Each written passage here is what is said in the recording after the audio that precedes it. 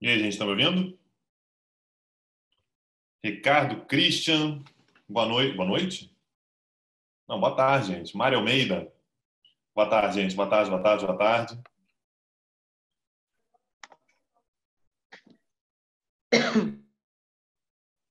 Maravilha, todo mundo presente. Boa tarde, pessoal. Vamos esperar só uns 2 minutinhos até todo mundo acessar. E aí a gente já começa.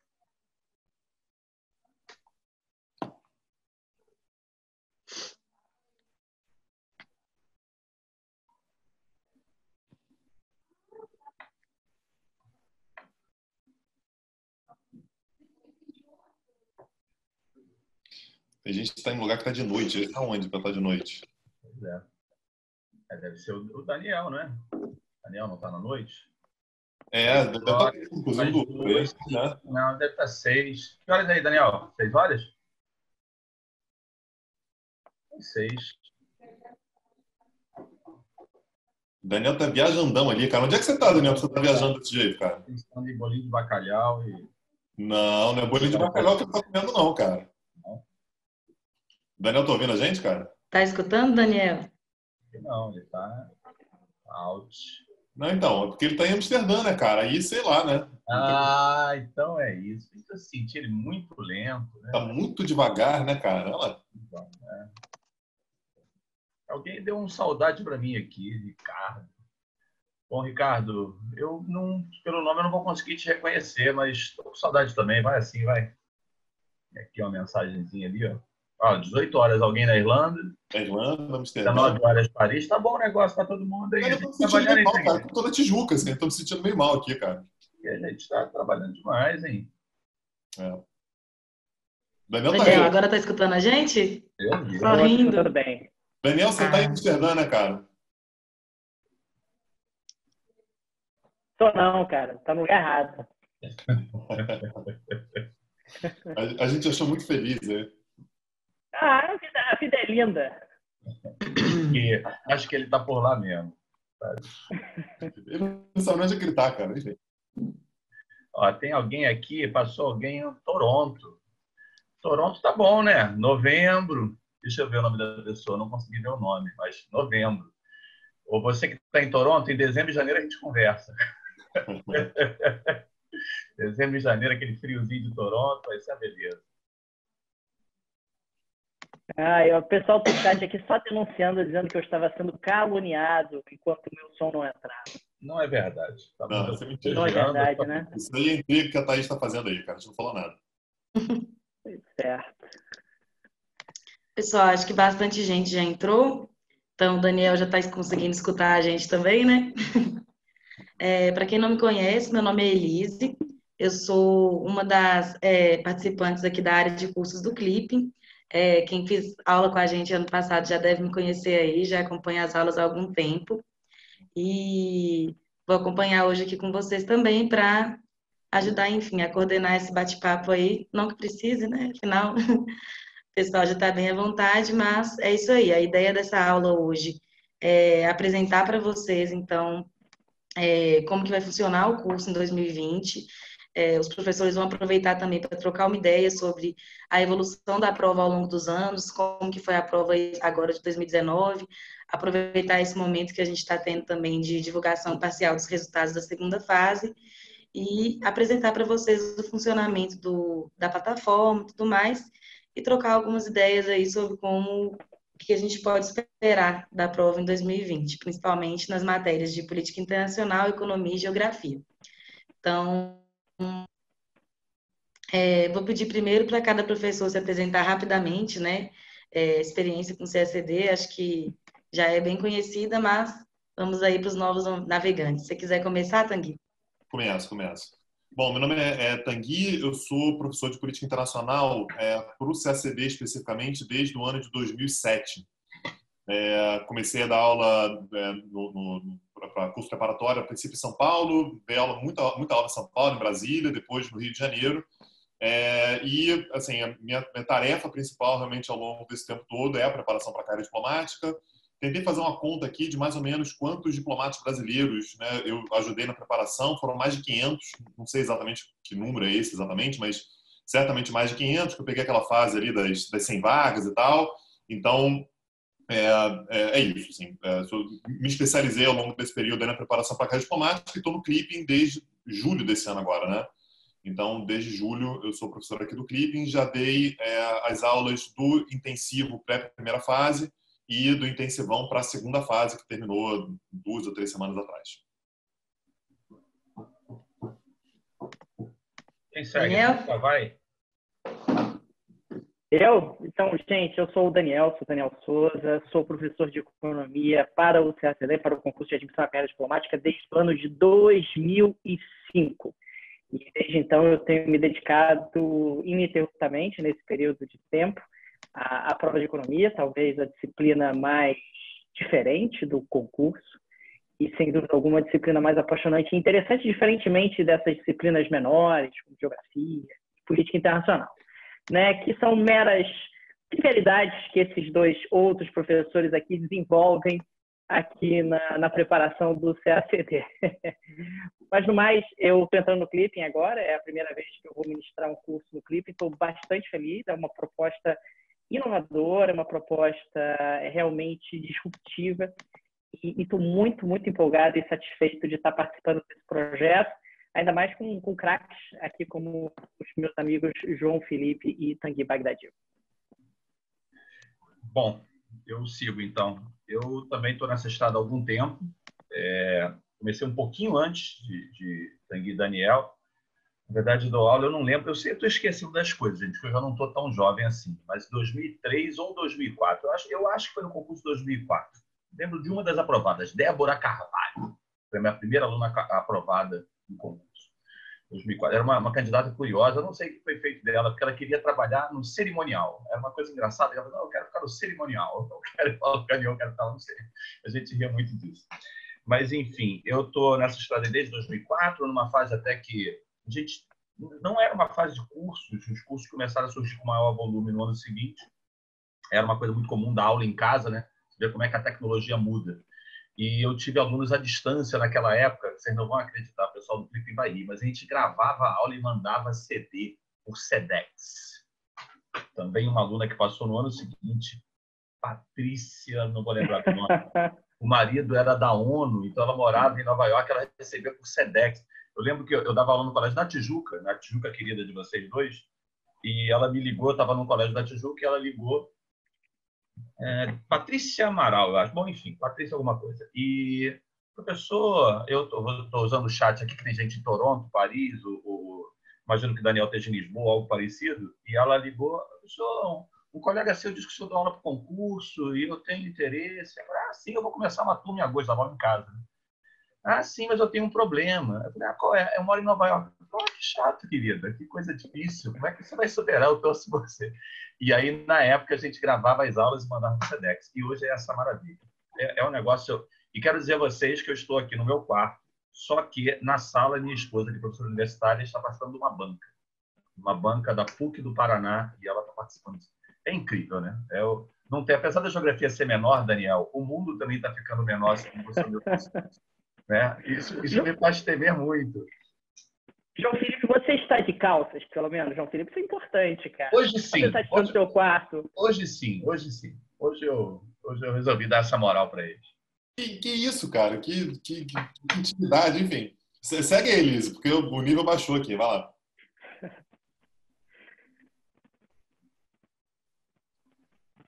Estava até no mute aqui para evitar as reações.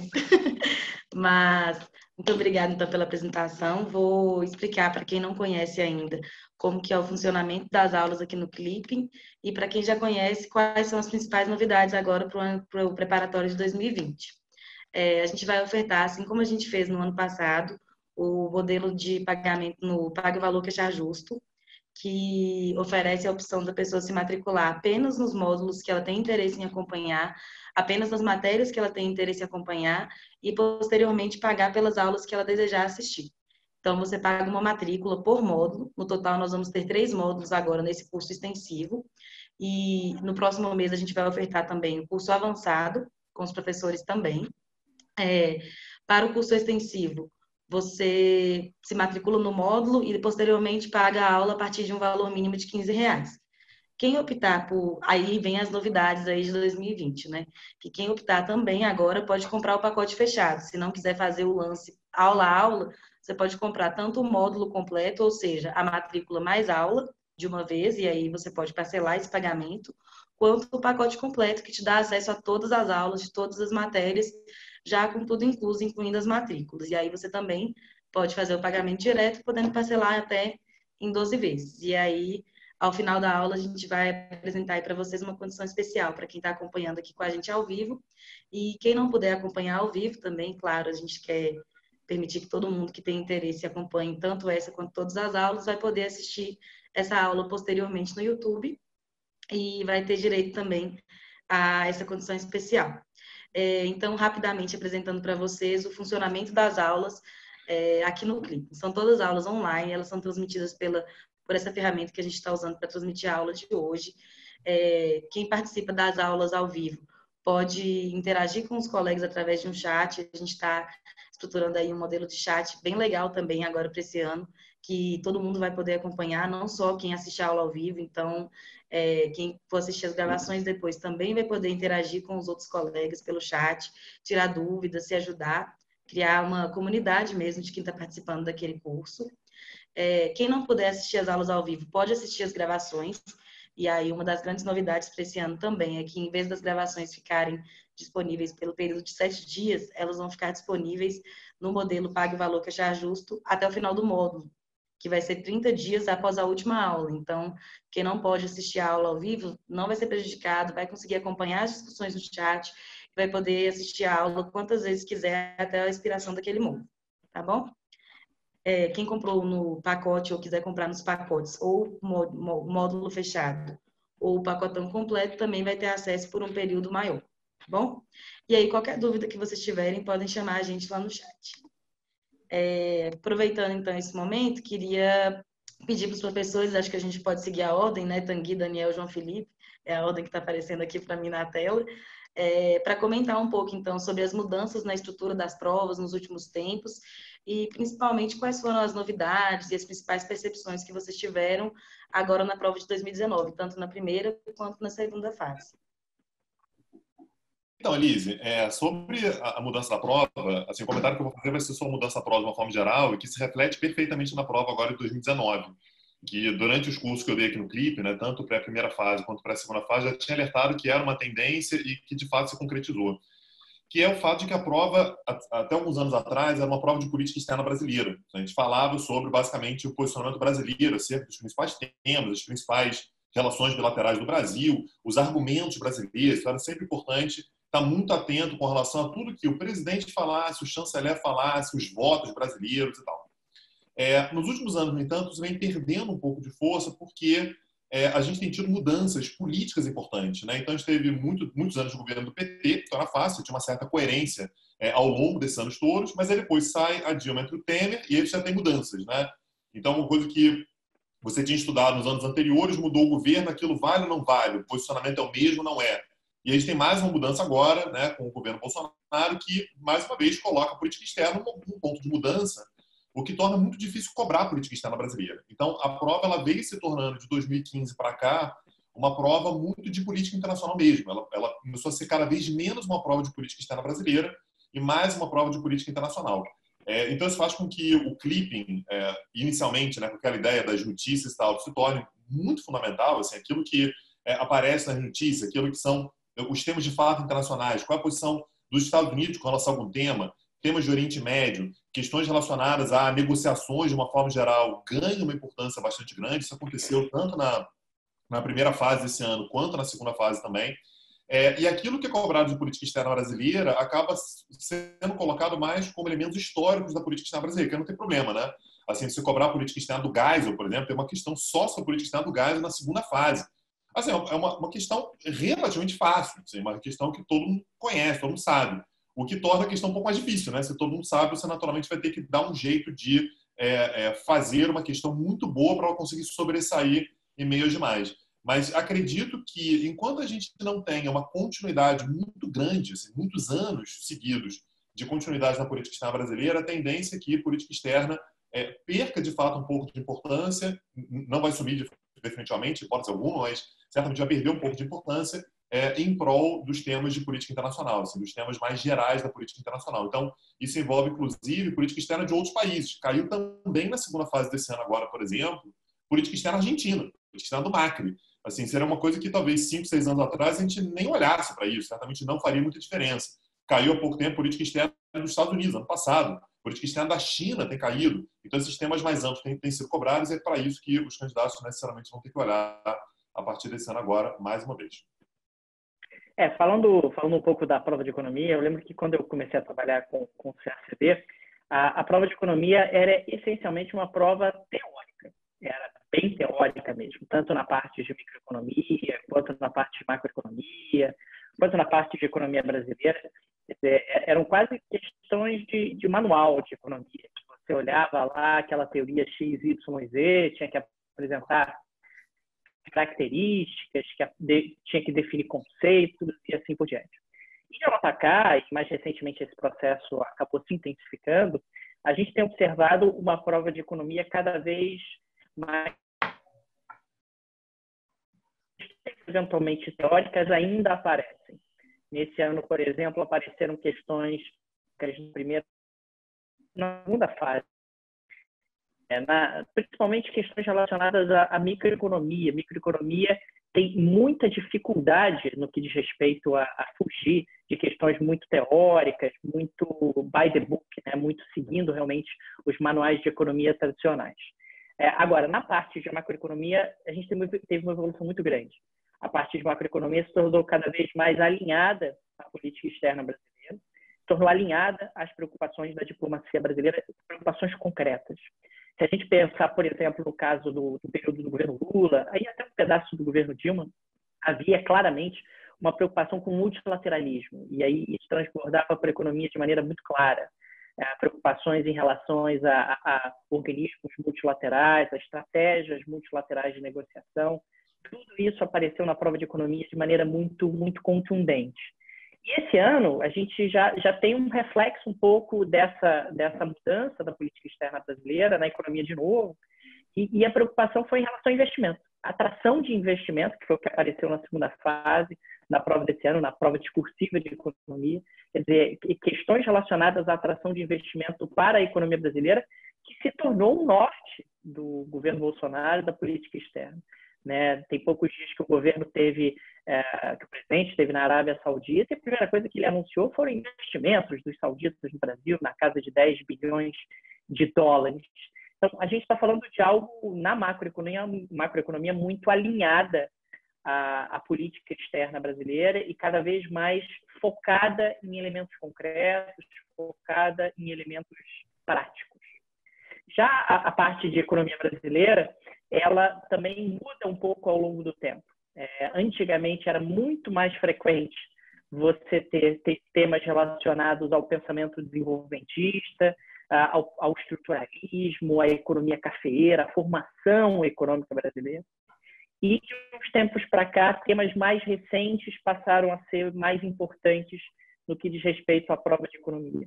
Quer dizer, temas como o segundo PND, ou então a crise de 1979, do aperto monetário americano associado ao segundo choque do petróleo, ou o governo Lula, que já apareceu várias vezes, apareceu na prova desse ano mais uma vez, quer dizer, temas um pouco mais recentes, transbordando aí para a segunda metade do século XX, passaram a ser mais frequentes na prova de economia brasileira. Então, a gente está falando de uma prova que tem evoluído e tem evoluído. Microeconomia ainda segue muito em cima do book, em cima do manual de microeconomia, em cima das premissas, não tem muito como fugir.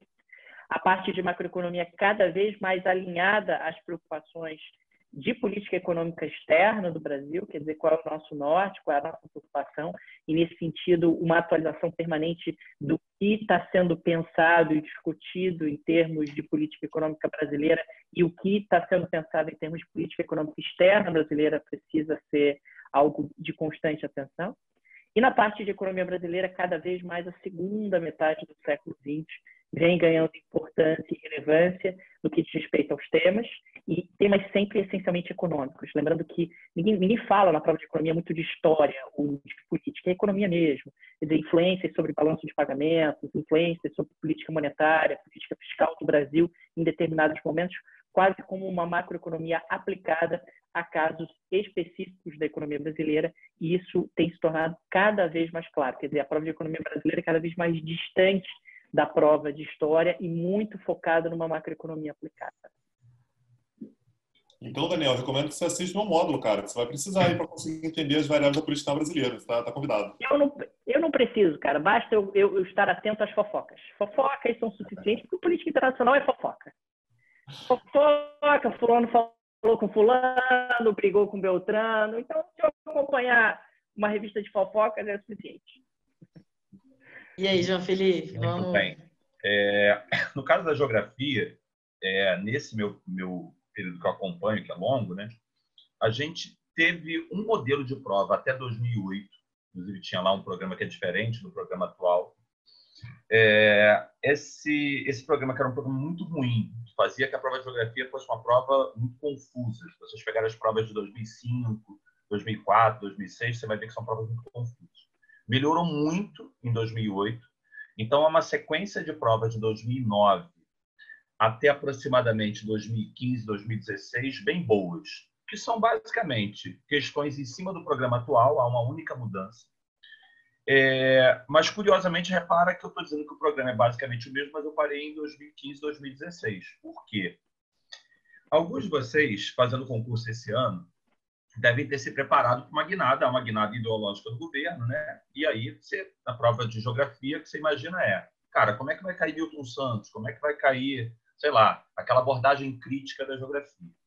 E eu, na entrevista para o Clipe, eu comentei que a prova desse ano parecia uma prova vintage, né? Porque ela é a prova de 2009, 10, 11, 12, claramente, aliás, alguns dados até bem obsoletos, né? Há um estudo de rede urbana, que é o REGIC, que é de 2007, e o cara foi lá e colocou, talvez pelo fato de um diplomata que passou naquela época ter feito a prova. Ele é até doutor em geografia, mas está trabalhando no Ministério, então deve estar envolvido com outras coisas. Botaram o cara para fazer a prova. Eu conseguia ver meu caderno de 2007, 2008 na prova desse ano. Assim, uma coisa meio engraçada. Assim. Pô, mas isso aqui a gente já nem dá tanta importância. Porque a vida dele deve ter conduzido ele para uma outra coisa. Mas o fato para vocês, essa prova, que teve suas qualidades e seus defeitos, ela é muito importante porque ela é diferente da do ano passado e retrasado, o que foram provas de esquerda. E aí é o grande erro de avaliação de quem conhece o concurso apenas nos últimos 2, 3 anos. A prova de geografia ficou muito crítica em 2017, 2018, mas ela não era. Gente, a prova de geografia, para vocês terem ideia, quando caía a agricultura é um assunto forte para a gente em geografia. Você vê que a economia, Daniel, tem o seu valor também em geografia. Agricultura é um assunto forte para a gente. Ano passado e retrasado, a gente teve questões que criticavam o agronegócio brasileiro, um negócio que eu não estava preparado para aquilo no concurso. Para a função que você vai exercer, para você que vai defender os interesses brasileiros, o comércio exterior brasileiro, quando caiu a questão de 60 linhas ano passado, para você destacar impacto socioambiental do agronegócio, sabe aquele pessoal mais à esquerda que vê a propaganda do Agretec, Agrepop e torce a cara? E pode torcer a cara sim, porque efetivamente o agronegócio ele é também passivo de crítica, ele gera impacto socioambiental. Mas no concurso a gente era acostumado com a outra pegada, que era a pegada mais economicista, a importância para a nossa balança comercial, balanço de pagamentos e tal. Muito bem. Houve época, vocês terem ideia. A gente pode torcer o nariz internamente, João, mas externamente não, né? Externamente a gente diz que está tudo ótimo. Pois é, aquela história, né?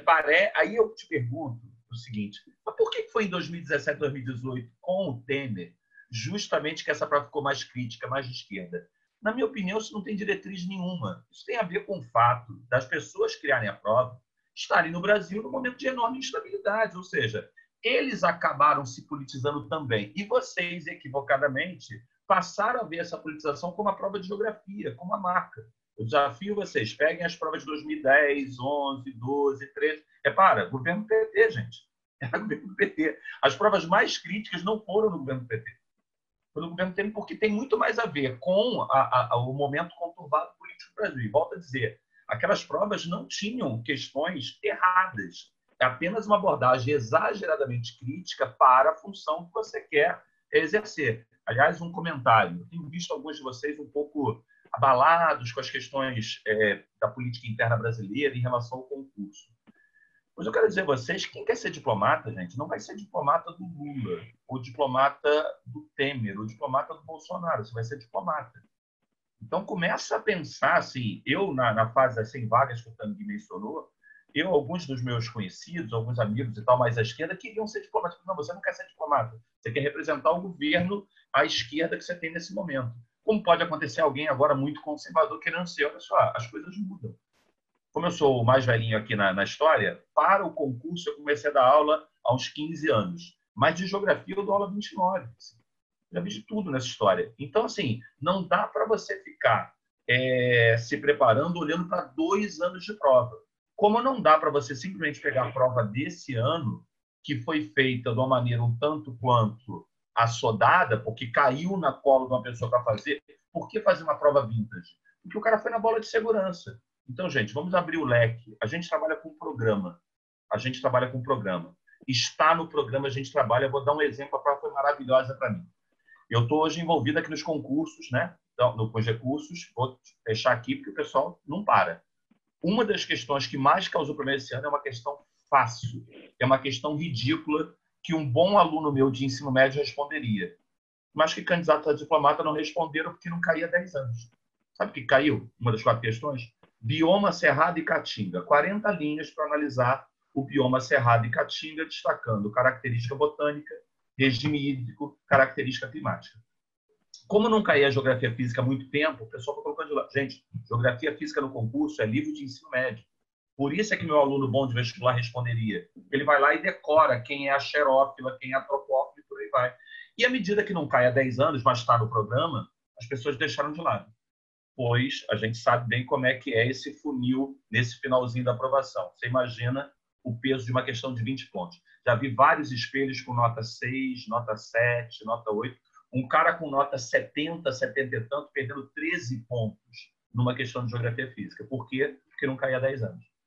Então, a gente trabalha com o programa. Obviamente, a gente faz uma leitura de como é que o cenário político pode interferir numa questão ou outra. Mas a gente não pode se dar o luxo de querer adivinhar, gente. Se existe no programa, você tem que trabalhar. Óbvio que o objeto de geografia, uma vez eu lembro, eu estava indo fazer alguma aula em algum lugar e eu encontrei o Daniel e a gente ficou falando sobre a questão de geografia e eu ia falar sobre energia naquele dia. E o Daniel, com o seu espírito, falou assim, geografia é engraçado, né? Fala um monte de coisa, fala de coisas de TI, fala de coisas de economia, fala de coisas de história. E é verdade. E se o professor de geografia não se controlar, ele acaba dando aula de um monte de coisa mal dada e não dá aula de geografia. Porque a geografia tem um objeto.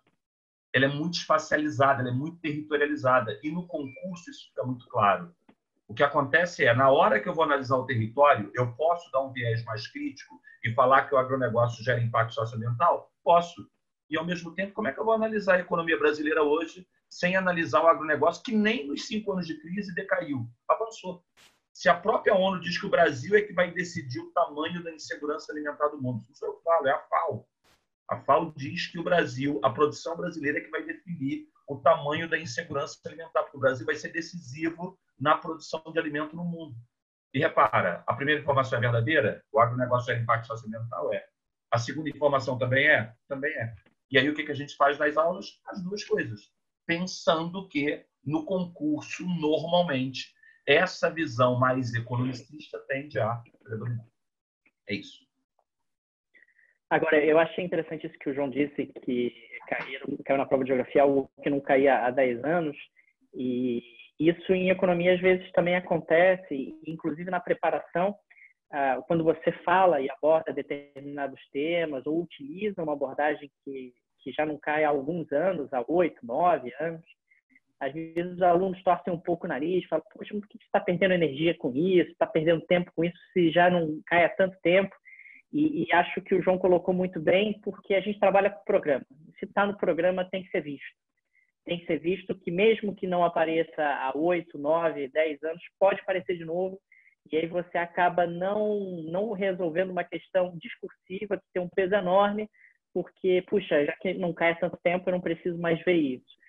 A vantagem de não cair há muito tempo faz com que, normalmente, a abordagem seja uma abordagem simples, né? faz com que a abordagem não seja profunda. E isso é bom. Quer dizer, então, se esse tema já não aparece no concurso há muito tempo, eu sei que eu não preciso me aprofundar tanto nele.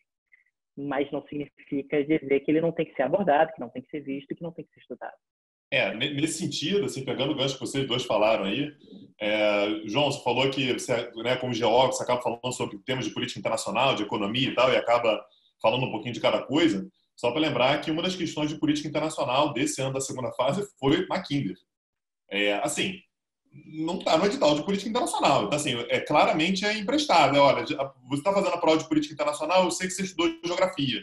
Responde essa daqui, pegando aquilo que você sabe lá sobre Mackinder, e tentando implementar para a história dos últimos 120 anos, 110 anos da política internacional. Eu gostaria de ter essa tranquilidade que vocês têm. Não, é só estudar o edital e tal, que tá tudo certo. Em política internacional, mais ou menos. Assim, em política internacional tem coisas que não estão no edital e que mesmo assim eles consideram que, olha, sendo um tema de atualidade, você vai ter que responder. Então, por exemplo, nos últimos 2 anos, na verdade, esse ano agora não, mas nos últimos 2 anos, caíram questões sobre integração europeia, que não estavam no edital. Assim, saiu do edital há muito tempo e caíram questões. Esse ano agora eles consertaram e colocaram a integração europeia no edital. Mas, assim, 2 anos em que, assim, eu por exemplo, no primeiro desse ano, 2017, eu não falei sobre integração europeia em momento algum, porque não estava no edital. E foi lá e caiu a questão. Então, em política internacional, pelo menos, é necessário um olhar um pouco mais 360 graus. Vai ter que ficar olhando para os temas internacionais o tempo todo, porque na hora a banca ela vai escolher um daqueles temas lá e vai colocar na prova. Mais uma vez, que é uma Mackinder esse ano. Então, não era, se você estudasse o programa inteiro, você certamente não teria estudado em política internacional absolutamente nada sobre Mackinder. Na prova de economia... Essa do Mackinder é para pagar de comércio brasileiro, do TPS em geografia. O cara colocou, para quem a gente vendia carne, para quem a gente não vendia, então acho que eles fizeram a troca. Mas ele leva o Mackinder num jogo de carta e fala assim, ó, você leva a Mackinder e me dá aqui a balança comercial brasileira. Ficou 0-0. Na prova de economia tem mais ou menos uns 3 ou 4 anos que apareceu a questão de demografia. Não tinha nada a ver com a economia. Tinha pirâmide. Bônus demográfico. A pirâmide demográfica. Eu olhei aqui e falei, mas não tem nada a ver com a economia. Isso é questão de geografia. E apareceu na prova de economia. Tem alguns temas do programa de economia, não sei se isso acontece nas disciplinas de vocês, mas que são temas muito elásticos no programa, né? Então, ali dentro daquele guarda-chuva, às vezes cabe uma enormidade de temas. Essa de bônus demográfico é curiosa, porque a nossa abordagem é uma abordagem muito crítica a isso, né? A gente acaba não pegando. Então, por exemplo, sei lá, a necessidade de aumento da poupança interna. Você está vivendo um bônus demográfico, que aumenta a poupança interna para se preparar para o país idoso. Mas não é algo que a gente domine. Como é que eu até converso contigo, você me explica um pouco mais, porque o brasileiro pouco a pouco. Mas como é que eu dou aula disso? Eu até cito a necessidade da poupança interna, mas não consigo entrar a fundo. A verdade, gente, vamos lá, é que esse concurso lá atrás, antes de mim ainda, ele não tinha nem programa. Eu sei disso porque na época que minha esposa fez mestrado em comunicação, ela foi como monitora, ela foi dar aula e ela ia dar aula de Bourdieu. E ela teve uma sacada que ela falou assim, você falou que nesse concurso aí do Rio Branco não tem programa, porque não tinha programa na época. O programa era uma coisa engraçada, eram 3 linhas assim. Fatos da realidade mundial, da cultura, do conhecimento científico, mas também do centro. Assim, uma coisa muito... Tipo, meu irmão, vai lá, dá teu jeito, vai responder coisas. E aí caía a valsa, caía um dado aleatório de um país, era assim. Aí, de 2004 para cá, veio o programa. Mas a alma de que pode cair qualquer coisa, ela continua, né? Vamos combinar? Vocês são muito heróicos, vocês sabem onde é que vocês estão se metendo, né? Vocês sabem que os caras vão lá. Alguém citou aqui no chat, ano passado no TPS, o cara botou uma questão sobre a economia dos vizinhos, dos países latino-americanos. E aí, num dos itens, ele dizia do Uruguai, e ele comentava coisas do Uruguai e colocava assim, que tem na pecuária a sua principal atividade econômica. Cara, a pecuária é muito importante no Uruguai, mas é muito difícil você pegar um país hoje moderno e o setor terciário não ser o mais importante. Ainda mais num país que metade da população mora na capital. Então, se você pegar o Brasil, o agronegócio é muito importante, Se você pegar a fatia do setor primário, eu já vi você dando aula disso, inclusive, Daniel, ele dá 5%, 6%. Na hora que amplia para o agronegócio, dá 20%, mas o terciário é muito maior. Muito bem. O babaca que vos fala foi lá no site dos dados estatísticos do Uruguai, levantei o último censo do Uruguai para embasar recurso, levantando os dados que mostravam que a pecuária no Uruguai realmente é grande. A agropecuária dá 10% do PIB.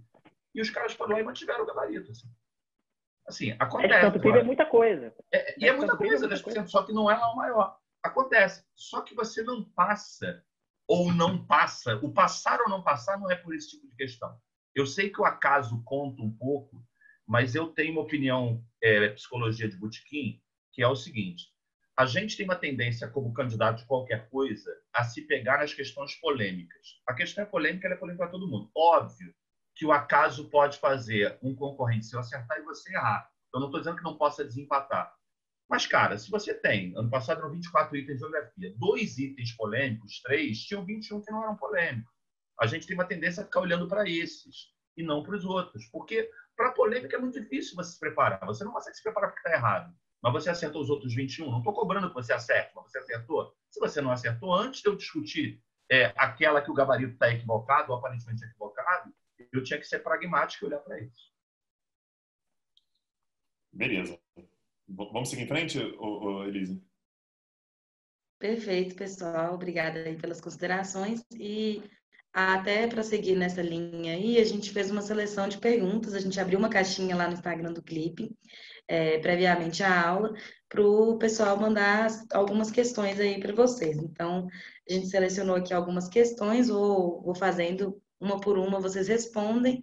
E após responder elas, se a gente ainda estiver tranquilo de tempo, a gente pode responder algumas questões também aí que o pessoal está colocando aí online no chat.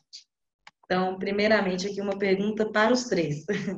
A Gabriela Campos perguntou lá no Instagram: como saber se estou fazendo corretamente o resumo do conteúdo? Quanto tempo devo gastar em média para cada tópico do edital?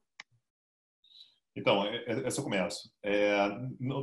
Essa métrica do tempo ela não vai funcionar, porque às vezes você tem um ponto, né, do edital que é muito simples, que é muito rápido, assim, muito fácil de entender, então vai ter algum ponto do edital lá que fala sobre, sei lá, a estrutura da ONU. A estrutura da ONU você vai gastar meia hora, você vai entender ali quais são os principais órgãos e tal, você matou aquele ponto. E um outro ponto que assim, tem exatamente, ocupa o mesmo espaço no edital, que é, por exemplo, teoria de relações internacionais, que ali você vai gastar tempo, né? Aquilo ali vai te consumir bem mais. Então, a métrica não é exatamente de quanto tempo você gasta para cada um dos temas, mas se depois que você estudou cada um daqueles tópicos ali, se você realmente conseguiu compreender aquilo, então se você se sente confortável de, poxa, eu entendi qual é o histórico daquilo, quais são as questões mais importantes, qual é o ponto fundamental, e aí tem que passar necessariamente para o teste fundamental, que isso eu sempre digo, assim, eu não estou aqui para ensinar política internacional para ninguém, eu acho que ninguém está a fim de aprender economia ou geografia por si só. A gente está aqui, na verdade, para ensinar, para ajudar vocês a passar no concurso. Então, o grande teste você pegou um determinado tópico, você estudou, faz uma questão sobre aquele tema ali e vê se você se sente confortável. Se você se sentir confortável, conseguir acertar, ou se você errou, mas conseguiu entender qual foi o erro, conseguiu testar, conseguiu saber qual era exatamente o ponto para você consertar na próxima vez, esse ponto ele está garantido. Naturalmente, isso é como se fosse uma cebola, né? Você tem uma série de camadas diferentes que você vai ter que pegar, mas o estudo, na verdade, ele acaba se tornando meio circular. Você vai passar por esse tema ao longo do seu estudo, ao longo da sua preparação, algumas vezes. Você vai ter uma camada um pouco mais superficial de primeira, você vai entender alguns pontos, depois você vai estudar algumas outras coisas, você vai ter mais referência para entender aquilo, você vai acertar a questão, e assim, vai errar muita questão. Assim. Na verdade, essa é a recomendação que eu dou para vocês. Faz questão logo para errar logo, porque vocês vão errar muita questão antes de começar a acertar. Então, essa é a métrica para saber se você conseguiu esgotar um determinado tema ou não, um determinado tema do edital ou não. Olha, eu acho que eu não tenho nada a acrescentar ao que o Tang disse. Né? Na realidade, quando eu tinha visto essa pergunta, a minha resposta seria mais ou menos nessa linha também.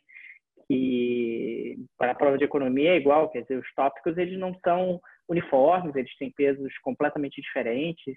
E claro que cada pessoa é uma pessoa também, cada pessoa tem um método de estudo, mas essa ideia do Tanguy das camadas e que você fica voltando ao tema e vendo algum detalhe extra ou alguma profundidade extra que você não tinha, é assim mesmo. Esse é o método de estudo, é o método da repetição. Né? Não adianta você achar que você vai estudar um tópico e que você não vai nunca mais voltar a ele. Não existe isso nesse concurso.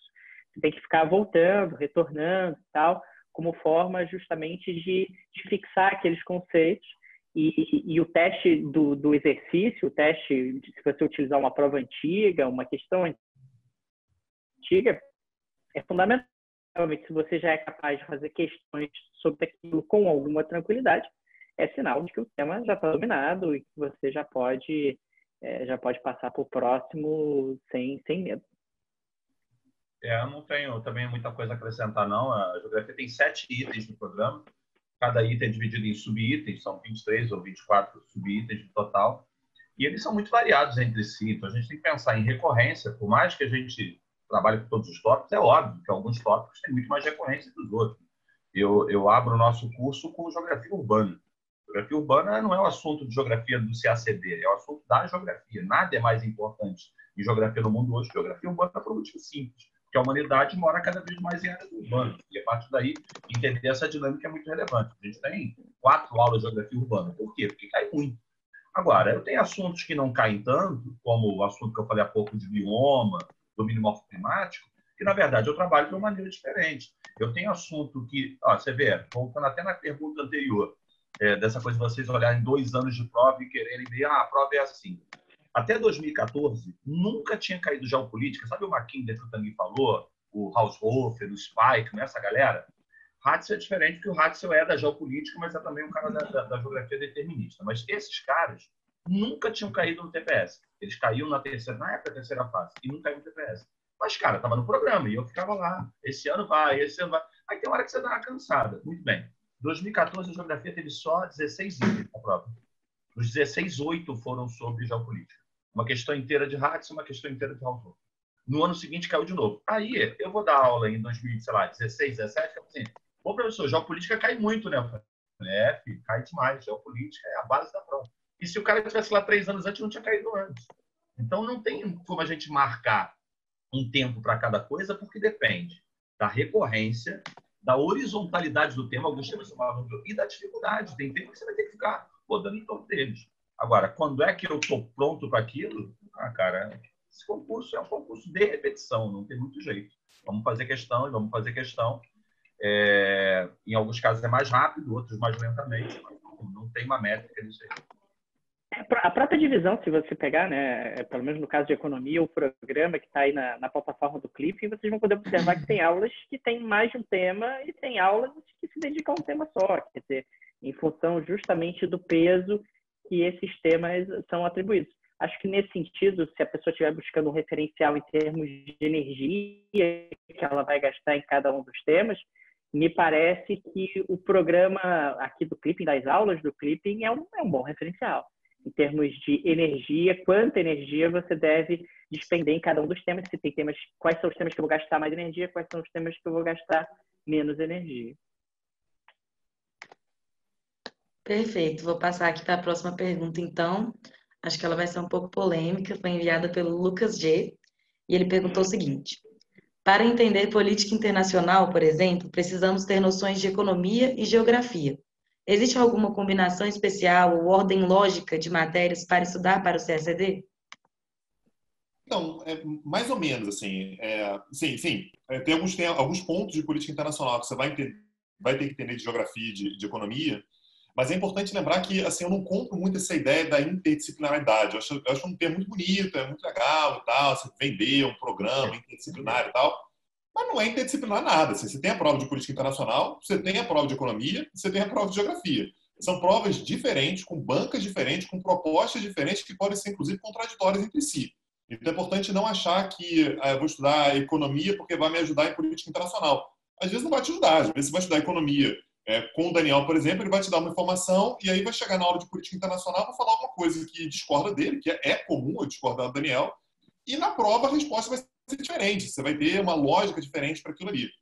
Então, eu não acredito que tenha uma ordem. Eu acho que, na verdade, a boa preparação é feita com todas as matérias mais ou menos ao mesmo tempo, porque é isso que a prova vai te cobrar. A prova te cobra que, num determinado domingo, você vai baixar lá no local da prova e você vai ter que fazer prova de economia, geografia, política internacional, história do Brasil, história mundial, português, inglês, tudo ao mesmo tempo. Então, essa ideia de que primeiro eu vou estudar a matéria tal, porque ela vai me dar embasamento para estudar outra, esquece isso. Assim. Eu acho que o estudo ele tem que ser feito dentro de uma ordem que você determina. Essa ordem ela pode ser subjetiva, o que você achar melhor naquele momento. Pode ser uma questão de você tentar pegar matérias com as quais você tem uma familiaridade maior de início, né, para já começar a ter uma base. Mas eu acho que o ideal começou a estudar, tenta fazer uma programação para estudar todas mais ou menos ao mesmo tempo. Assim. Claro que tem determinado momento você vai focar mais em um, focar mais em outro e tal, mas sem deixar uma matéria de lado. Eu vou estudar, sei lá, vou pegar português e vou estudar só no final. Não faz isso, porque você vai acabar perdendo o ritmo, vai ter que concentrar demais o estudo no final e a prova não pede isso de você. A prova pede que você tenha um conhecimento geral. São mais ou menos ao mesmo tempo que você tem que estudar todas elas. Uma coisa até que eu queria destacar em cima do que o Tanguy colocou é que, às vezes, as bancas discordam entre si. Então, você pega uma prova de economia, e como já aconteceu claramente em comparação com prova de história, e você tem interpretações, às vezes, diferentes. Então, essa ideia da interdisciplinaridade, eu concordo com o Tanguy, que vai até a página 2. Existe ali uma segmentação muito clara, e essa segmentação faz com que você tenha preparações diferentes para cada uma das provas. Em nada, isso elimina a importante e relevante informação que eu acabei de obter, que para saber fazer política internacional tem que conhecer economia e geografia. Muito bom. Bom, como a gente na geografia acha que a humanidade desterritorializada é uma fábula, que você desterritorializa aqui na Tijuca, mas se reterritorializa em Lisboa, a gente acha que a geografia... O cara tá lá longe enchendo o saco da gente aqui, cara. Pois é, mas é impressionante, cara. Eu acho só em Marte. Se a gente colocá-lo em Marte, talvez a coisa comece a...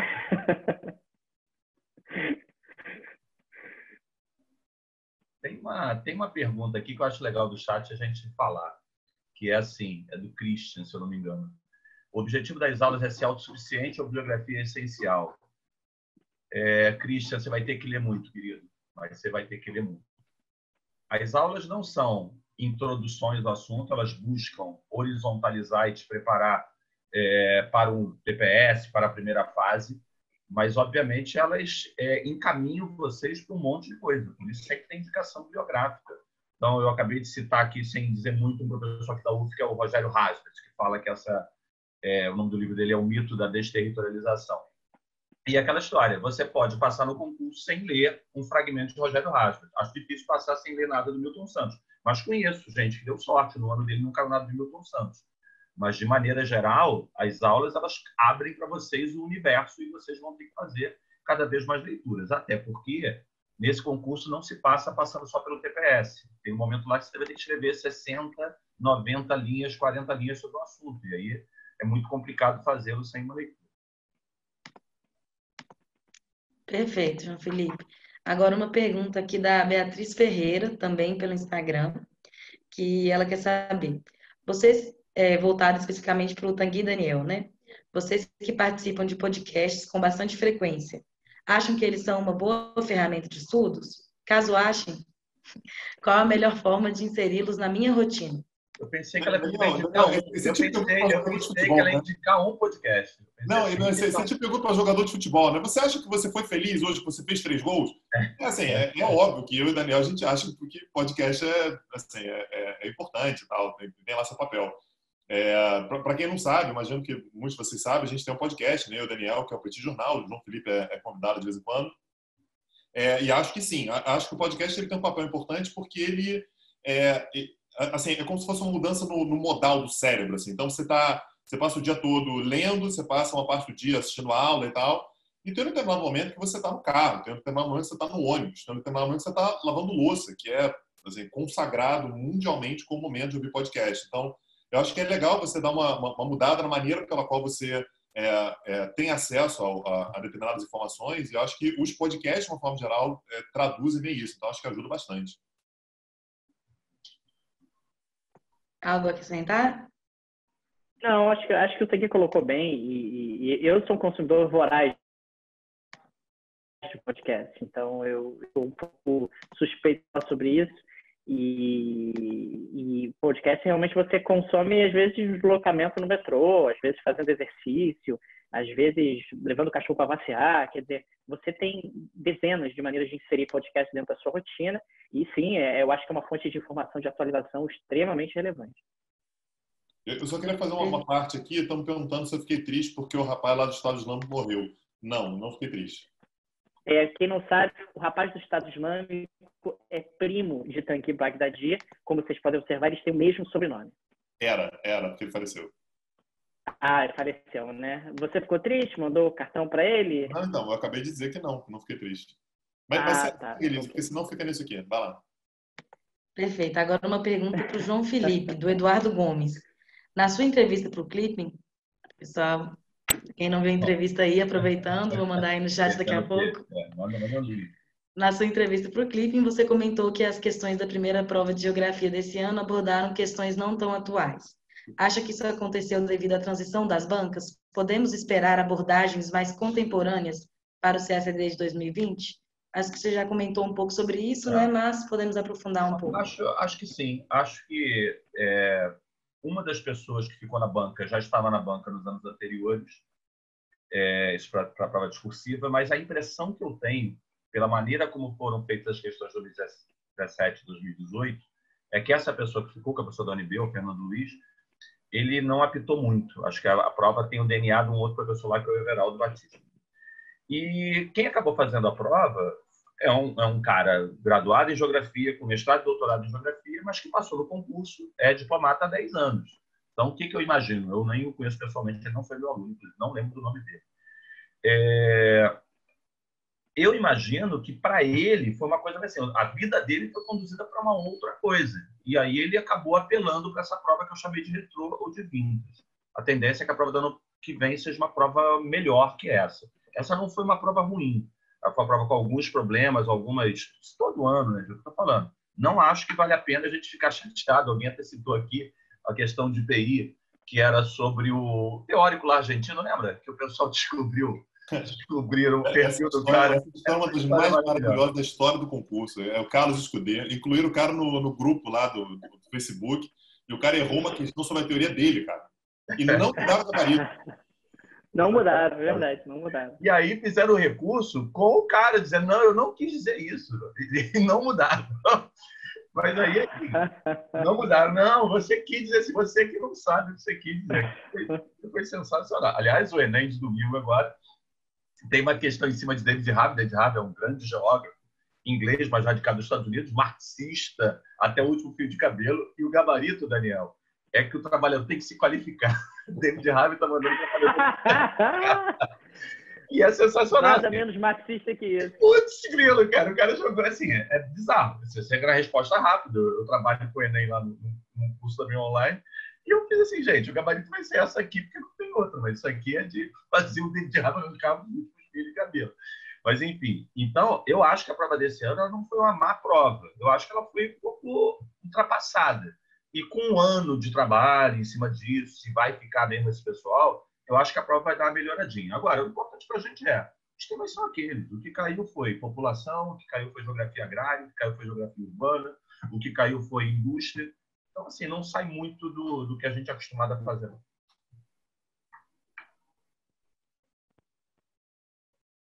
Perdão, estava com o microfone no mute. Obrigada, João Felipe. Agora uma questão, então, do Flávio Duarte, voltado para o Tanguy. Às vezes tenho dificuldade em saber qual notícia sobre atualidades é realmente importante para a prova.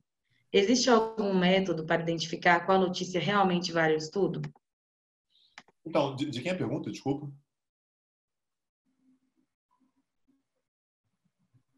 Tinha colocado no mute, perdão. Flávio Duarte. Flávio, beleza. Flávio, nesse ponto o Clipping ele tem uma contribuição importantíssima que ele já faz a seleção para você. Então, assim, o que eu recomendo é que não fica perdendo muito tempo entrando em centenas de sites, entrando na Reuters, entrando no New York Times, entrando na Folha e tal. O Clipping já seleciona isso para você e eu acho que o que está ali é a base que você tem que estudar mesmo. Você pode falar assim, poxa, Dani, mas é muita coisa para ler, né? Você abre lá o Clipping, tem algumas notícias.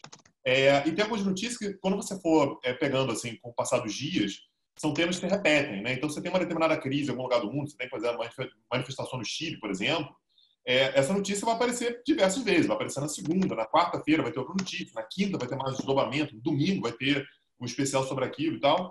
A recomendação que eu dou, na verdade, é que todos os dias você abre o clipping, dá uma passada de olho nas manchetes e dá uma olhada assim, pô, esse aqui eu não sei nada, esse aqui eu nunca ouvi falar, esse aqui eu não tenho muita noção do que é aquilo. Dá uma lida, lê aquilo ali com atenção, faz anotações e tal. E o resto eu acho que vale a pena fazer como se fosse uma leitura transversal. Pô, isso aqui eu já li 3 notícias sobre isso semana. Beleza, a não ser que tenha alguma coisa assim, claramente na manchete está mostrando uma mudança muito especial, muito específica, muito importante. Eu acho que vale a pena fazer uma leitura mais transversal. Mas, de uma forma geral, esses grandes temas de política internacional têm aparecido na prova. Então, assim, política externa da China. A China está se aproximando de não sei quem. Política externa dos Estados Unidos. Os Estados Unidos estão se retirando da Síria. Política externa da Argentina. E esses temas dos grandes parceiros, dos grandes atores internacionais, grandes parceiros do Brasil, grandes atores internacionais, têm caído muito na prova. Então, são temas que sempre chamam atenção. Assim como integração, por exemplo, Mercosul, a ideia da ProSul, são todos temas que têm aparecido na prova com frequência. Então, são temas que eu acho que vale a pena dar uma atenção um pouquinho maior, porque podem, de fato, cair. Perfeito. Agora uma pergunta da Fernanda para o Daniel Souza. Com a estabilização do novo governo e as transições das políticas econômicas implementadas por Guedes, devemos esperar alguma mudança considerável na prova de economia para o próximo CSD? Olha, especificamente microeconomia, na realidade a gente continua seguindo mais ou menos a mesma linha. Para a parte de macroeconomia, vamos ter algumas mudanças, aliás, esse ano já tivemos, né, com essa saída de qualquer tipo de tema relacionado ao multilateralismo, entrada de temas muito mais preocupados em relação à questão fiscal, em relação à alteração de investimento externo. Ou seja, a gente acaba, na parte de macroeconomia, seguindo um pouco mais a linha do atual governo. E isso é natural de se esperar. Esse ano já aconteceu e a tendência é que no ano que vem haja um aprofundamento em relação a isso. Então, respondendo de forma muito objetiva, em microeconomia e economia brasileira, não. E na parte de macroeconomia, sim, mas é algo mais gradativo, não é algo tão radical, embora a gente já tenha observado esse ano algumas mudanças, seguindo sempre a linha do atual governo. Perfeito. Vou levantar aqui agora, então, uma pergunta que foi colocada no chat da aula da Ioná. Para o Daniel, como você pretende distribuir a extensa lista de temas de economia em 24 aulas, pelo que entendi da distribuição de aulas do CLIP, isso mesmo. Ela perguntou se estou enganada, gostaria de melhor esclarecimento.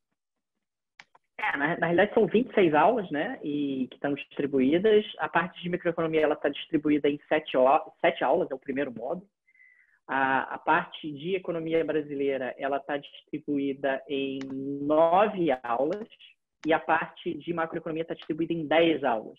E lá na plataforma do Clipping já tem toda a ementa, tudo está previsto em cada uma das aulas e quais são os temas desses 3 módulos, respectivamente. Então, a gente vai ter um módulo de microeconomia, um módulo de economia brasileira e um módulo de macroeconomia. O maior deles todos vai ser o de macroeconomia, ele acaba tendo o conteúdo mais extenso e, historicamente, acaba sendo também o mais cobrado no concurso de admissão à carreira diplomática. Perfeito. Aproveitando a deixa da Ioná, então, queria colocar o espaço para o Tanguy e para o João Felipe explicarem também como que ficou a estruturação dos 3 módulos deles aqui no curso desse ano. Vai lá, João. No caso da geografia, a gente tem 3 módulos que o número de aulas é variável. O total de aulas é de 30 aulas. A gente começa com geografia humana. Geografia humana dá conta de 2 itens do programa. Do item 2, que é a geografia da população, e do item 5, que é a geografia urbana. Tá? A gente vai fazer esse módulo menor por isso. São 8 aulas. Aí a gente vai fazer o módulo de geografia econômica. Geografia econômica tem o item 3 e o item 4. É muita coisa. Tem muita coisa. Tem logística para falar, tem energia, tem a reestruturação pós-fordista, tem questão dos blocos econômicos, tem a industrialização brasileira. Então, esse é um módulo de 10 aulas. E o último bloco, que é o mais difícil, que é o da geografia política. Geografia política, a gente tem 12 aulas, porque eu tenho toda a parte lá dos temas clássicos da geografia política, Estado e território, a questão das fronteiras, você tem a própria geopolítica, você tem o ordenamento territorial do Brasil, as questões regionais, e tem toda aquela parte que eu fico muito sozinho no concurso. A gente dialoga um pouquinho com o PI, mas nem tanto, que é a parte da legislação ambiental, porque assim, o direito interno não dá legislação ambiental.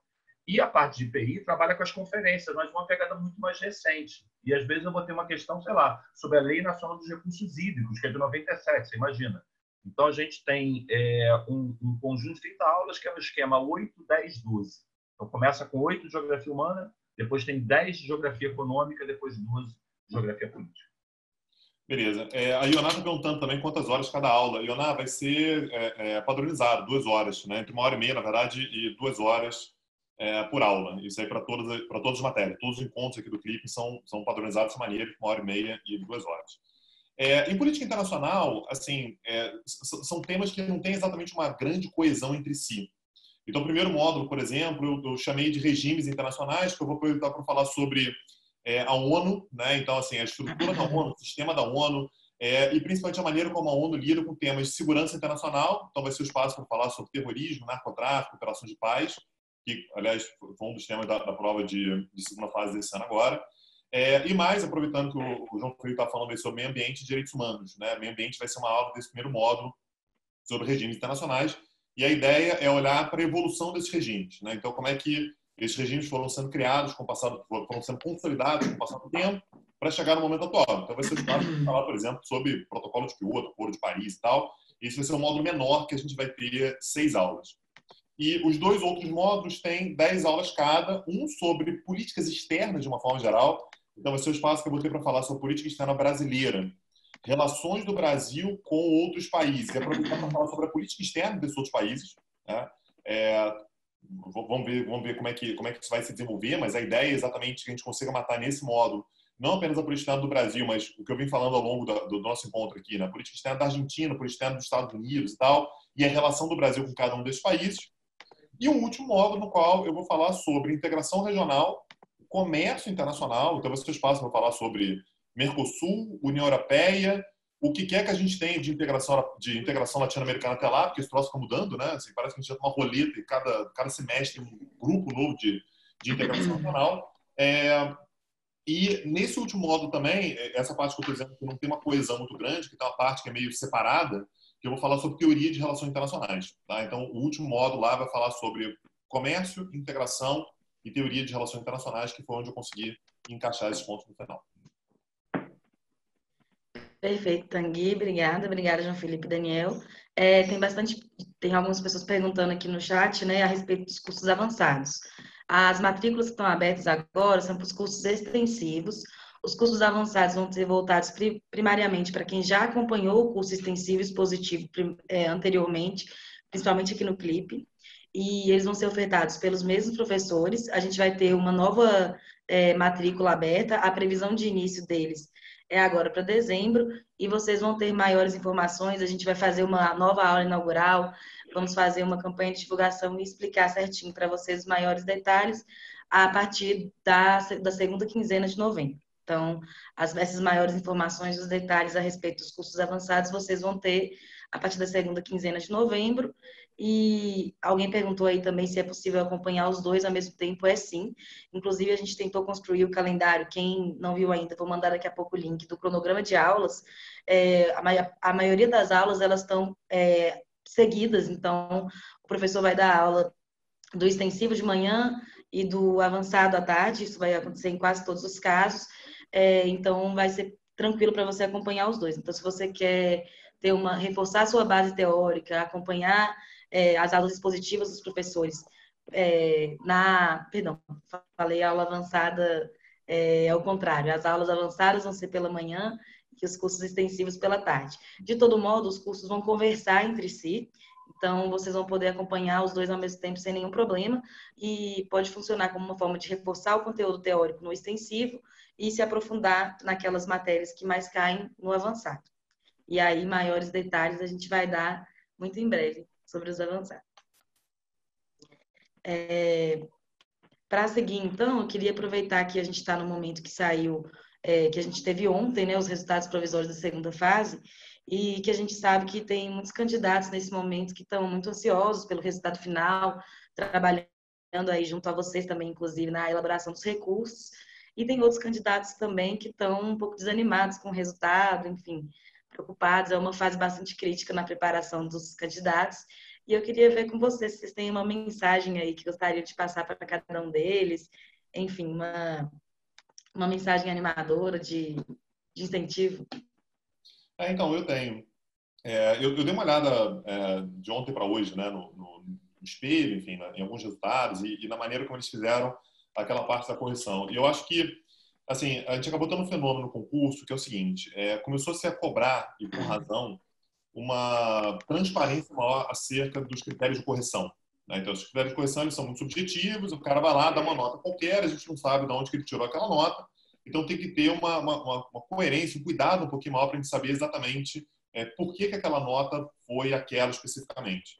E aí, no ano passado, eles fizeram um negócio que eu achei ok, que eles colocaram alguns critérios, que legal, dá para entender e tal, só que esse ano eu acho que eles forçaram a barra, assim, eles colocaram 10 critérios por questão, e o que basicamente obrigava o candidato a adivinhar quais eram os 10 itens que a banca queria que tivessem lá. Então, assim, é uma questão sobre pragmatismo responsável ecumênico lá do Geisel, e um dos itens era você falar sobre a trajetória diplomática do Azereda Silveira. Meu amigo, dá para você fazer uma resposta perfeita sobre esse tema sem mencionar a trajetória política do cara. Eu não acho que seja indispensável, né, você falar sobre a trajetória política do cara que foi chanceler durante esse período. E muita gente zerou essa questão, o que fez com que as notas de política internacional elas caíssem bastante. Então, assim, o primeiro ponto essa estrutura, uma estrutura que ela torna a prova injusta, porque eu peguei provas brilhantes, excelentes, com notas medianas, exatamente porque o cara, apesar de ter feito uma resposta muito boa, ele não acertou especificamente aquilo que a banca queria.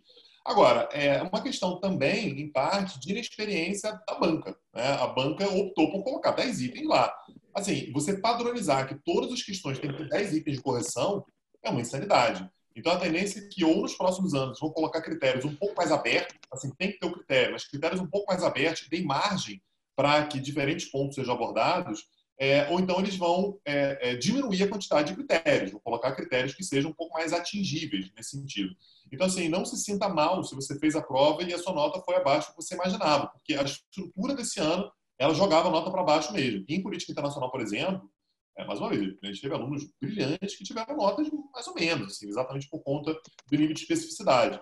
Então, isso não significa que você fez uma preparação ruim ou que você fez uma prova ruim. É porque a estrutura, de fato, ela acabava tendo esse efeito de jogar a nota lá para baixo. Deixando aqui uma mensagem para o pessoal que está nos assistindo. Gente, essa não é uma preparação simples. A gente está falando, na minha opinião, do concurso mais difícil do país. Ele envolve uma gama de temas absolutamente abrangentes, né? Você faz prova de economia, de política internacional, de direito, de história, de inglês, de francês, de espanhol. Enfim, é uma preparação longa e trabalhosa. E eu aprendi algo ao longo dessa minha jornada, trabalhando com a preparação desse concurso, é que o sucesso ele está diretamente relacionado à perseverança. Quer dizer, você realmente estar focado com um determinado objetivo e trabalhar constantemente para esse objetivo. Esse concurso não é uma corrida de 100 metros, ele é uma maratona. Então, acho que vai um pouco na linha do que o Tanguy colocou há pouco, de que volta e meia você acaba tendo situações, acaba tendo modificações, você pode ter o recurso, mas o foco é fundamental e a consciência de que é um processo que não é exatamente um processo rápido, é um processo que envolve aí uma energia e um trabalho considerável. É isso, assim.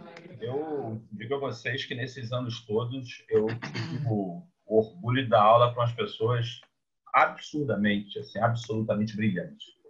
O concurso é um concurso que envolve grandes talentos e, ao mesmo tempo, envolve pessoas que são muito inteligentes, como vocês devem ser muito inteligentes, mas que ralam demais. A gente vê a evolução. É muito curioso pegar alguém que faz, sei lá, 2, 3 anos de aula e tentar lembrar do texto que a pessoa fazia em um determinado ano e depois do que ela fazia. O problema é que o Daniel falou, o concurso é difícil demais. O concurso ele tem um nível de dificuldade alto, porque imagina-se para essa função um nível de preparação realmente alto, e estou dispensando piadinhas com relação ao momento atual, com relação ao chanceler, o outro que ia ser embaixador, não sei o que. O que é isso? Aí é uma outra questão. Isso é uma questão política. Isso é uma questão em quem a população vota. O corpo diplomático brasileiro não está colocado à prova por causa dessa situação. E com relação ao que o Tanguy disse, eu acho que é uma evolução. Desde o ano passado, a gente ter o nome da banca, que a gente não tinha, e ter um padrão de resposta. Mas precisa evoluir muito ainda. A questão 4 de geografia, por exemplo, o padrão de resposta da banca não é um padrão de resposta, é uma colagem de textos. Assim, eu sei que deve ser difícil fazer lá a prova, criar, mas o cara assumiu aquela função. Então, ele botou lá os 10 critérios, e aí, assim, um texto responde critério 1, 2 e 3. Aí vem outro fragmento, critério 4, 5, 6. Ainda assim, permite que a gente faça recursos melhores. Por exemplo, na questão número 2 de geografia, que tratava de globalização, de pós-forma-de-etnicidade global, a banca dá uma informação que é a informação questionável. Ela dá a informação que São Paulo é a única cidade global brasileira. A gente tem vários estudos consagrados que mostram que São Paulo, num patamar, não há dúvida que o candidato brasileiro deveria ter falado bem de São Paulo, mas se ele citou Rio de Janeiro, se ele citou Curitiba, se ele citou BH, ele está respaldado no maior estudo que nós temos de globalização, que é o GAWC. Se ele citou Brasília, aí já é mais arriscado, mas há um estudo americano que coloca um critério diferente e inclui. E aí, Tanguy, ficou mais fácil para mim ajudar o cara no recurso. Pode ser que eles não aceitem, porque ele foi obrigado a escrever tal coisa. Então, até escrevi isso no Facebook há pouco, coloquei lá para compartilhar, porque tem gente que não foi nosso aluno também, a gente coloca ali, ó, gente. Quem colocou isso tem esses estudos. Eu acho que eles ainda vão pegar o ponto. Eu acho que a gente tem que perseverar nisso. Primeira coisa é acabar com essa bobagem de 10 itens. Nem toda questão vai ter 10 itens, mas 10 itens de bioma e cerrado e de caatinga. Para quê? Mas que tem que se forçar quem está na banca e efetivamente colocar esses critérios para ser uma coisa um pouquinho mais clara, né? Um pouquinho mais clara, porque a gente já viu, tem um caso, eu gosto muito de contar esses casos de concurso, eu vou só reservar o nome dela, uma aluna nossa, foi sua aluna também, Daniel também, ela assistia as aulas em BH, mas ela era de Juiz de Fora. E ela é uma aluna brilhante, já podia, aqueles casos que já podia ter passado no ano anterior. Tá? Então, há 4 anos ela poderia ter passado, não passou, ficou com um pouco. No ano seguinte, ela era, talvez, minha melhor aluna de geografia. E ela tinha passado na primeira lista em 12º. Só que ela tinha uma nota 18, numa questão de 30 pontos, que a gente tinha dado a sorte de treinar aquela questão. E eu falei, fulano, olha só, faz recurso só para essa. Não faz mais nada, só faz dessa aqui, mas chega sem ser diplomática. Chega chutando balde, porque o cara não leu a tua resposta. E a nota dela subiu de 18 para 30. E ao mesmo tempo que eu fiquei feliz, ela acabou ficando lá em 2º ou 3º lugar naquele ano. É um absurdo, porque o cara não tinha lido. Porque, assim, ou é um erro quando ele mudou para 30, ou houve um erro quando deu 18. E isso foi naquela fase que a gente não tinha nada, nenhuma marcação. Agora, mal ou bem, apesar de todos esses equívocos, acho que a gente tem que continuar como comunidade do CACD pensando nisso. Olha só, é isso mesmo, tem que soltar o nome da banca, tem que soltar. Agora, não tem necessidade. Eu acho que a presidência do Instituto está tentando acertar. Mas é difícil, né? Não é realmente simples. Perfeito, João Felipe. Obrigada. Estou vendo que está tendo bastante questão aí no chat. Eu tentei responder algumas direto por aí, mas para a gente não se prolongar muito, quem tiver ainda alguma dúvida, pode mandar mensagem para a gente no chat do clipe, na plataforma, que sempre tem alguém lá pronto para responder as dúvidas, tirar qualquer outra dúvida que a gente não conseguiu responder aqui agora. Em relação ao cronograma de aulas, eu enviei aí o link também para vocês. As nossas aulas começaram ontem, então a gente já teve a primeira aula do extensivo de francês. Amanhã a gente vai ter a primeira aula do extensivo de espanhol às 14 horas. E na semana que vem a gente começa com força total com os próximos cursos, às 16h30, com o João Felipe aí na primeira aula do extensivo de geografia, às 19h com o Daniel com a primeira aula de economia. E na quarta-feira a gente começa com o Tanguy também, né, em PI extensivo, às 15h30 e às 18h o extensivo de português com a professora Isabel. E por fim, na quinta-feira, a gente vai ter também a primeira aula do curso de inglês. Aí na segunda semana, o único curso que vai começar depois é o curso de Direito, com o professor Patrick Luna também. Então é isso. Por fim, queria agradecer muito a participação dos professores, saber se vocês quiserem fazer algum comentário final aí. Não, na Certinho? verdade é só agradecer também, agradecer o pessoal que ficou online aí, que interagiu bastante. A Elise falou que pode ficar à disposição para falar no chat e tal, mas se tiver alguma dúvida com relação a alguma questão de política internacional, alguma questão relacionada ao curso, ou enfim, alguma questão sobre como estudar e tal, pode procurar também por rede social, tá? Eu tô nas três, assim, Instagram, Twitter, ou Facebook, pode procurar por lá, pode mandar mensagem que eu estou à disposição também. Mas não tem risco de achar um homônimo seu? Não, porque morreu. E apareceu. Beleza, gente. Então, muito obrigada. Agradecer novamente, com muito carinho, professor Tanguy, professor Daniel, professor João Felipe, por estarem aqui com a gente. Agradecer vocês também que acompanharam a aula ao vivo. Reafirmar que a gente vai estar sempre à disposição aí para responder vocês, tanto pelo chat quanto pelas mídias sociais. E aguardar vocês aí para acompanhar as aulas com a gente agora no extensivo. Aproveita que já vai começar, já começamos, aliás, ontem com a aula de francês. E a gente vai disponibilizar uma condição especial também para quem assistiu essa aula ao vivo e ainda não adquiriu nem as matrículas nem o pacote, ou que já tem adquirido e queira adquirir outras modalidades, outras matérias. Quem não pôde ver essa aula ao vivo vai estar disponibilizada no YouTube, ela vai estar lá até o final do dia de hoje. E quem assistir a aula pelo YouTube também, nas próximas 48 horas, também vai ter acesso às condições especiais. Para saber mais sobre isso, é só chamar a gente lá no chat, que eu, um dos colegas do Clipping, vamos responder vocês. Tá bem? Muito obrigada, gente. Obrigada pela parceria, por acompanhar. E vamos juntos aí numa aprovação no CSD 2020. Abraço. Tchau, tchau. Valeu, gente. Boa noite. Tchau. Obrigada. Obrigado. Tchau, tchau.